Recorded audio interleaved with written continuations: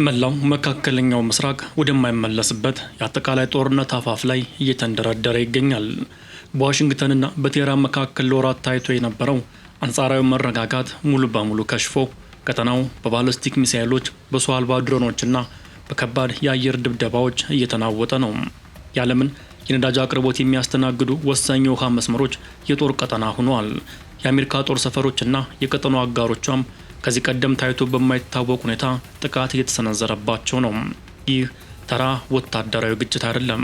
የዓለምን የኃይል ሚዛን ሊቀይር የሚችል የታይታኖች ፍልሚያ ነው። ዛሬ በዚህ ልዩ ዘገባችን ከዮርዳኖስ በረሃዎች እስከ ሆርሙዝ ወሽመጥ፣ ከኩዌት የኃይል ማመንጫዎች እስከ ኢራን የሲቪል መሰረተ ልማቶች ድረስ የተዘረጋውን ይፋዊና ሚስጥራዊ የጦርነት ገጽታ እምንዳስስ ይሆናል። የቀውሱ ዋነኛ መነሻ የሆነውና ሁኔታዎችን ይበልጥ ወደ ከፋ ደረጃ ያሸጋገረው ክስተት የተመዘገበው አርብ ዕለት በዮርዳኖስ ምድር ላይ ነበር። ከኢራን የተወነጨፉ የባለስቲክ ሚሳይሎችና የረጅም ርቀት ተወርዋሪ ድሮኖች በዮርዳኖስ ውስጥ በሚገኝ የአሜሪካ የጦር ሰፈር ላይ ከባድ ጥቃት አሳርፈዋል። በዚህ ድንገተኛ ጥቃት 2 የአሜሪካ መከላከያ ሰራዊት አባላት ወዲያውኑ የተገደሉ ሲሆን ሌላ አንድ ወታደር ደግሞ እስካሁን የደረሰበት ሳይታወቅ ጠፍቷል። የሟቾቹን ማንነትና ጥቃቱ የተፈጸመበትን ትክክለኛ ስፍራ በተመለከተ ከአሜሪካ ማዕከላዊ ዕዝ በኩል ጥብቅ ሚስጥር ተደርጎ ቆይቷል። ወታደራዊ ባለስልጣናት መረጃውን የደቡት ለተጎጂ ቤተሰቦች ክብር ሲባልና አስፈላጊው ይፋዊ ማሳወቂያ እስኪጠናቀቅ ድረስ እንደሆነ ቢገልጹም ወታደራዊ ተንታኞች ግን ዋሽንግተን የጉዳቱን መጠንና ስልታዊ ድክመቷን ለመሸፈን እየሞከረች ነው በሚል ይከሷታል። በተቃራኒው ደግሞ ከቴህራን የሚወጡ መረጃዎች ፍጹም የተለየ ስዕል ያሳያሉ። የኢራን እስላማዊ አብዮታዊ ዘብ ኃይል በጥቃቱ የሰው ሕይወት ማጥፋት ብቻ ሳይሆን በአላዝራቅ የጦር ሰፈር ውስጥ የነበሩ ቢያንስ 2 የአሜሪካ ዘመናዊ ጦር አውሮፕላኖችን ሙሉ በሙሉ ማውደሙን በኩራት ይፋ አድርጓል። አሜሪካ ይህንን የአውሮፕላኖች መውደም ዜና ሙሉ በሙሉ ለማስተባበልም ሆነ ለማረጋገጥ ፈቃደኛ አልሆነችም። 4 ሌሎች የአሜሪካ ወታደሮች በጽኑ ቆስለው በዮርዳኖስ ሆስፒታሎች ታክመው መውጣታቸውና ቀላል ጉዳት የደረሰባቸው ደግሞ ወዲያውኑ ወደ ስራ መመለሳቸው ብቻ ነው የተነገረው። ይህ የሁለቱ ወገኖች የተጋነነና የተሸሸገ መረጃ ፍልሚያ በእውነተኛ የጦር ሜዳ ላይ ምን እየተካሄደ እንዳለ በትክክል ለማወቅ አስቸጋሪ አድርጎታል። ይህንን ተከትሎ የዋሽንግተን ምላሽ ፈጣንና እጅግ የበረታ ነበር። ፕሬዝዳንት ዶናልድ ትራምፕ የሰጡት ቀጥተኛ ትዕዛዝ የአሜሪካ አየር ኃይል በኢራን ወታደራዊ ተቋማት ላይ መጠነ ሰፊ የአየር ድብደባ ፈጽሟል። ይህ ጥቃት ለ8ኛ ተከታታይ ምሽት የቀጠለ ሲሆን ዋሽንግተን እንደምትለው ከሆነ የኢራን እስላማዊ አብዮታዊ ዘብ በሆርሙዝ ወሽመጥና በቀጠናው ላይ ያለውን የስጋት የመፍጠር አቅም ሙሉ በሙሉ ለማዳከም ያለም ነው። የአሜሪካ ተዋጊ ጄቶች፣ ሰው አልባ ድሮኖችና የባህር ኃይል መርከቦች የኢራንን የቅኝት ጣቢያዎች፣ የወታደራዊ ሎጂስቲክ መሰረተ ልማቶችና ከምድር በታች ያሉ የጦር መሳሪያ ማከማቻዎችን በቦምብ ደብድበዋል። ነገር ግን ይህ የአሜሪካ ብርቱ ክንድ የካቲት ላይ ከጀመረው የሁለቱ ሀገራት ግጭት ወዲህ የሟቾችን ቁጥር ከመጨመር ውጪ መፍትሄ ያመጣ አይመስልም።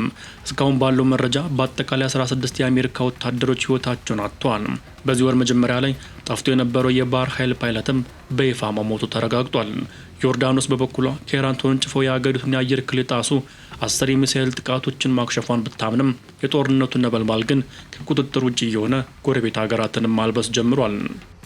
ይህ አውዳሚ ወታደራዊ ፍልሚያ ከመጀመሩ በፊት ሁለቱ ሀገራት ሰኔ ወር ላይ በፓኪስታን አደራዳሪነት የሰላምና የተኩስ አቁም መግባቢያ ስምምነት ተፈራርመው እንደነበር ይታወሳል።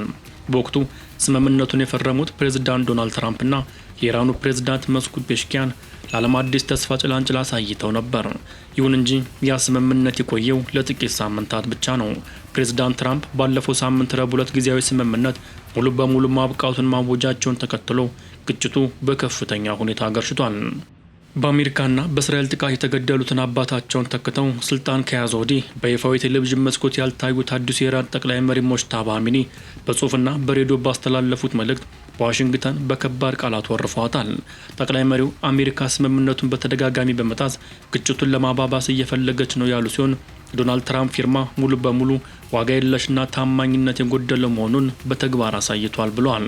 ኢራን የሬስታንስ ግንባር ለዋሽንግተን የማይረሳና ከባድ ውርደት የተሞላበት ትምህርት እንዳዘጋጁላት ያስጠነቀቁት ጠቅላይ መሪው በጥቃቱ የተነሳሱት ያጠቃችሁን እናንተን በተመሳሳይ መልኩ አጥቁት የሚለውን የቅዱስ ቁርአን መመሪያ በመከተል እንደሆነ ገልጿል። አሁን ላይ ዋናው የጦርነት አውድማ ወደ ሆርሙዝ ወሽመጥና ወደ ባህረ ሰላጤው ሀገራት ተዛውሯል። የዓለምን 1/5 ነዳጅና የተፈጥሮ ጋዝ አቅርቦት የሚያስተናግደው የሆርሙዝ ወሽመጥ አደገኛ የባህር ላይ ፈንጂዎችና እገዳዎች የሚፈራረቁበት ቀጠና ሆኗል። የኢራን አብዮታዊ ዘብ በወሽመጡ ላይ በተቀበሩ ፈንጂዎች 2 የአሜሪካ ነዳጅ ጫኝ መርከቦች መፈንዳታቸውንና በእሳት መያያዛቸውን ቢገልጽም የአሜሪካው ማዕከላዊ ዕዝ ግን ይህንን መረጃ ፍጹም የሐሰት ፕሮፓጋንዳ ሲል አስተባብሎታል። ሆኖም ግን በዚህ ውጥረት የተነሳ በወሽመጡ በኩል የሚያልፉ የዓለም የንግድ መርከቦች ቁጥር በከፍተኛ ደረጃ ቀንሷል። የአሜሪካ ባህር ኃይል ወደ ኢራን የሚጓዙ መርከቦችን ማገድ ሲጀምር፣ ቴህራን ደግሞ በአካባቢው በሚገኙ የአሜሪካ አጋር ሀገራት ላይ ጥቃቷን አጠናክራለች። በዚህ የሁለቱ ኃይሎች መፋጠጥ መሃል ቀጥተኛ ሰለባ የሆኑት የባህረ ሰላጤው ሀገራት ኩዌትና ባህሬን ናቸው።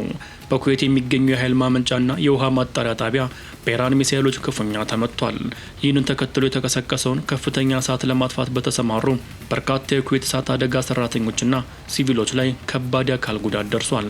የኩዌት ዓለም አቀፍ አውሮፕላን ማረፊያም በተደጋጋሚ በደረሰበት የድሮን ስጋት ምክንያት አገልግሎቱን ሙሉ በሙሉ አቋርጧል። በተጨማሪም የኢራን ጦር በኩዌት አርፊጃን በሚገኘው የአሜሪካ ጦር ድጋፍ ሰጪ ማዕከል ላይ ጥቃት ሰንዝሮ የራዳር ተቋማትን ማውደሙንና በባህሬን የሚገኘውን የሼክ ኢሳ የአሜሪካ ጦር አውሮፕላኖች ማከማቻና የደህንነት መረጃ ማዕከልን መምታቱን አስታውቋል። እነዚህ ጥቃቶች አሜሪካ በቀጠናው ያላትን የጦር ኃይል አሰፋፈር አደጋ ላይ የጣሉ ናቸው። ጦርነቱ ወታደራዊ ግብ ብቻ መሆኑ ቀርቶ ከፍተኛ የሰብአዊ መብት ክርክርና የዓለም አቀፍ ሕግ ጥሰት ክሶችን ማስከትሏል። ቴህራን አሜሪካ በቅርቡ በፈጸመችው የአየር ጥቃት የሲቪል መሰረተ ልማቶችን እየደበደበች ነው ስትል በይፋ ከሰሰች። በደቡብ ምስራቅ ኢራን የሚገኘው የኢራን ሻር አውሮፕላን ማረፊያ፣ የባቡር ጣቢያዎችና በሆርሙዝጋን ግዛት የሚገኙት 6 ስልታዊ ድልድዮች መውደማቸው ተረጋግጧል። በተለይም በጋሪፍ ድልድይ ላይ የደረሰው ጉዳትና የእሳት ነበልባል የሚያሳዩ ምስሎች ይፋ ሆነዋል። በዚህ ጥቃት 7 የሲቪል ዜጎች መገደላቸውን የክልሉ ባለስልጣናት ገልጿል። ፕሬዚዳንት ዶናልድ ትራምፕ ቀደም ሲል ኢራን ወደ ድርድር ጠረጴዛ እንድትመለስ ለማስገደድ የሲቪል መሰረተ ልማቶችን፣ ድልድዮችንና የኃይል ማመንጫዎችን እንደሚመቱ በግልጽ ተው የነበረ መሆኑ ክሱን ይበልጥ ያጠነክረዋል። በተባበሩት መንግስታት ድርጅት የሰብአዊ መብቶች ከፍተኛ ኃላፊዎች ሆን ብሎ ሲቪሎችንና የሲቪል መሰረተ ልማቶችን ማጥቃት የጦር ወንጀል ሊያስብል እንደሚችል ቢያስጠነቅቁም የአሜሪካ ማዕከላዊ ዕዝ ግን የታለሙት ኢላማዎች በሙሉ የኢራንን ወታደራዊ አቅም ለማዳከም የተመረጡ ስልታዊ ቦታዎች መሆናቸውን በመግለጽ ድርጊቱን ይከላከላል። ይህ በአሜሪካና በኢራን መካከል የተቀሰቀሰው ጦርነት መላውን መካከለኛው ምስራቅ ወደ ከፋ ትርምስ እየከተተው ይገኛል። በአንድ በኩል ዋሽንግተን ወታደራዊ የበላይነቷን ተጠቅማ ቴህራንን ለማንበርከክና በቀጠናው ያሉትን አጋሮቿን ለመጠበቅ ስትጥር፣ በሌላ በኩል ደግሞ ኢራን በአብዮታዊ ዘቧና በጽናት ግንባሩ አማካኝነት የአሜሪካንን ተጽዕኖ ለመስበር የራሷን ሉዓላዊነት ለማስከበር ማንኛውንም ዋጋ ለመክፈል ቆርጣ ተነስታለች። የተኩስ አቁም ስምምነቶች በፈረሱበት፣ የሲቪል መሰረተ ልማቶች በወደሙበትና የነዳጅ መስመሮች በተዘጉበት በዚህ ወቅት ግጭቱ ወዴት ያመራ ይሆን? ሁለቱ ሀያላን ሀገራት ወደ ጠረጴዛው ይመለሳሉ ወይስ ዓለም ሌላ ታላቅ የዓለም ጦርነት ለማየት ትገደዳለች? ሁኔታዎችን በቅርበት የተከታተልን የምናደርሳችሁ ይሆናል። አብራችሁን ስለቆያችሁ እናመሰግናለን። በቀጣይ መረጃ እስከምንገናኝ ድረስ ሰላም ቆዩልን።